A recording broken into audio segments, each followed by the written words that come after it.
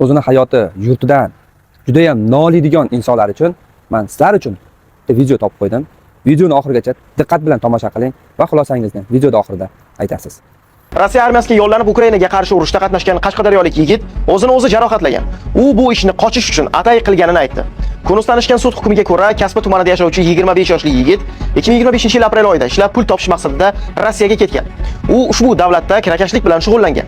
So'ngra mashinasidan narkotik modda topilib, 7 yilga qamalgan. 2024-yilning 30-oktyabr kuni qamoqxona ma'muriyati endi sen jazoning qolgan qismini O'zbekistonda o'taysan deya allaqanday qog'ozga imzo qo'ydirib olgan. Aslida bu Rossiya armiyasi bilan tuziladigan shartnoma bo'lgan. Shu tariqa yigit urushga olib ketilgan. U harbiy qismdan qochish uchun o'z oyog'iga o'q uzib, o'zini o'zi jarohatlagan.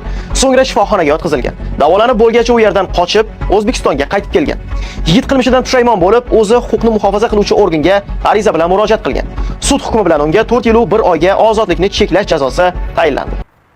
Mana ko'rdingiz, o'zga yurtda xor bo'ldi. Nima bo'ldi? Baraka topaman dedimi? Aslo baraka topgan yo'q. Bitta maqol bor. O'zga yurtda shoh bo'lguncha, o'z yurtingda gado bo'lganing yaxshi. Ko'rib turibsiz, boshqa davlatlarda hozir urush bo'lyapti.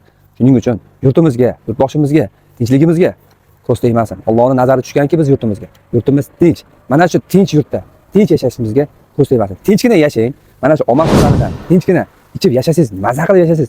Shunga yetmaydi to'g'risida. Nima qilasiz o'zga yurtga borib, o'zingizni qiynab, ozgina miyani ishlatsangiz, doim beradi. Sizdan harakat, Allohdan barakat deydi. Prezidentimiz sharoitlar yaratib qo'ygan. Shu sharoitlardan bemalol aqlli ishlatib foydalaning. Baraka topishingiz mumkin. Omad bilan hayotingizni chiroyli o'tkazing.